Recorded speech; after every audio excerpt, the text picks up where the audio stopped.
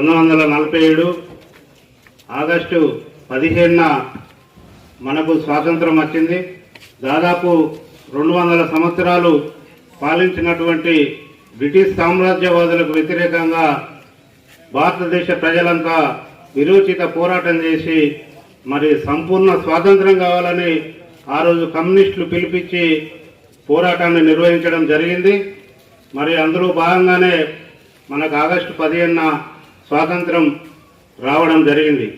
అయినప్పటికీ మన హైదరాబాద్ సంస్థానం మాత్రం 7వ నిజాం నవాబు మీర్ ఉస్మాన్ అలీ ఖాన్ బహదూర్ చేతిలో ఉండిపోవడం, ఆయన అనేకమైనటువంటి రాజరిక పాలనను కొనసాగిస్తున్న ధర్మిలా మరి కమ్యూనిస్టు పార్టీ నాయకులు కామ్రేడ్ రావి నారాయణ రెడ్డి గారు, బద్దం ఎల్లారెడ్డి గారు, అదేవిధంగా మగ్దుం మొయినుద్దీన్ గారు ఈ యొక్క తెలంగాణ సాయుధ పోరాటానికి 1947 సెప్టెంబర్ 11న పిలుపునివ్వడం జరిగింది. మరి ఆ పిలుపుని అందుకొని మట్టి మనుషులైన ఈ తెలంగాణ ప్రజలంతా కూడా కారపొడులు, గుత్పలు, ఇతర అనేకమైనటువంటి ఆయుధాలను సమకూర్చుకొని నిజాం నవాబు సేనలను ఎదిరించడం జరిగింది.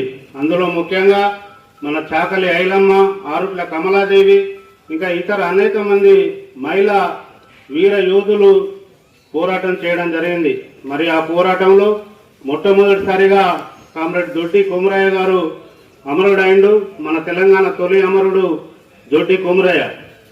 మరి దాదాపు 4500 మంది మరి ప్రాణాలు విడవడం జరిగింది.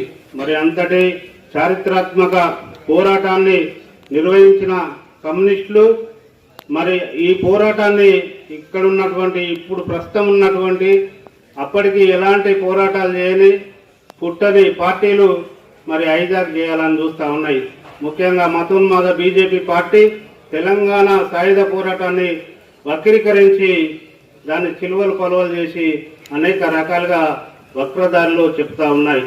మరి అవన్నీ మనం విఘ్నులమైనటువంటి మన కార్మిక సోదరులందరూ కూడా దాన్ని పరిశీలన చేసుకోవాల్సిన అవసరం ఉంది. మరి బీజేపీ ఇవాళ సభ నిర్వహిస్తూ ఉన్నది 17 తారీఖు. దానికి సంబంధం లేని సభ ఎలా నిర్వహిస్తారు అంటే కమ్యూనిస్టులు ఈ భారతదేశంలో లేకుండా చేయాలని మతోన్మాద కుట్రలు అనేకం చేస్తూ ఉన్నాయి. వాటిని ఎదిరించడానికి కమ్యూనిస్టులుగా మన ఏఐటీసీ నాయకులుగా కార్యకర్తలుగా ముందుండాలని ఈ సందర్భంగా తెలియజేస్తూ మరి ఈ తెలంగాణ సాయుధ పోరాటాన్ని పాఠ్యాంశాల్లో చేర్చి ముందు తరాల వారికి తెలియజేయాలని ఈ సందర్భంగా ప్రభుత్వాన్ని డిమాండ్ చేస్తూ